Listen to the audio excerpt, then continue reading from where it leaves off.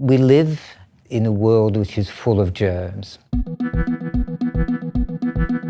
In order to protect us from germs that can cause disease, we have the immune system.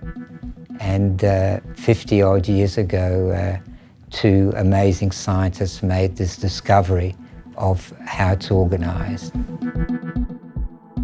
Hi, I'm Max Cooper. Well, the name is Jacques Müller, but I use just Jacques. Yes, they are like legends because it's such a foundational discovery. I burned more adrenaline in that week than any week in my entire life. Well, I mean, I don't think there can be anything more exciting than when you get something interesting and you want to know why did this happen, and you know how to look at it. So the next experiment just comes to you like just. Prior to their discoveries, it was clear that the immune system works, but there was very little idea of how it worked. We had no knowledge of cells that are involved in the immune system, no knowledge how antibody is formed. It was very, very primitive. When I finished my medical school, I wanted to do cancer research, and I was able to work on virus-induced leukemia. It starts in the thymus, and I wanted to explain why it starts in the thymus, and that got me onto, by chance, the thymus in immunology, in immunity.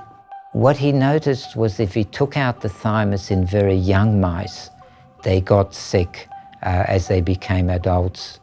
So you said, well, surely something must be wrong with their immune system. So there must be something which the newborn thymus does. So I thought, well, two and two together, and obviously the newborn thymus must play a role in immunity. It was a big deal because up to that time, we didn't have a link between a particular organ and a particular immune function. And people didn't believe that at first, in spite of the evidence, because for centuries, the thymus was thought to be a useless organ. Ever since the ancient Greeks, they thought it was a useless organ. Müller was definitely the last person to discover the function of a major organ. There aren't that many organs to go around.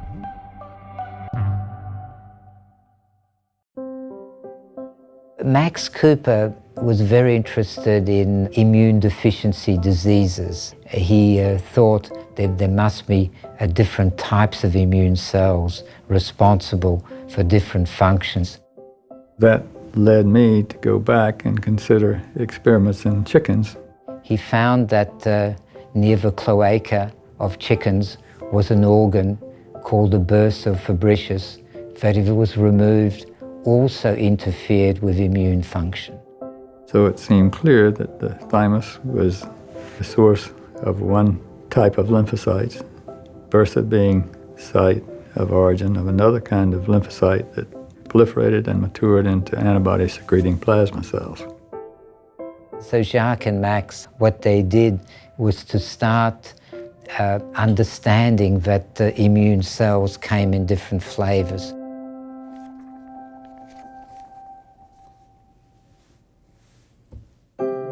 If you are lucky enough to hit something really new, that's such a euphoric experience. It's like a drug almost. I mean, you're just hooked.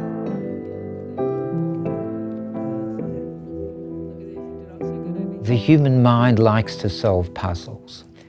You can go to a newspaper and solve the crossword puzzle of the day. You can play on your phone.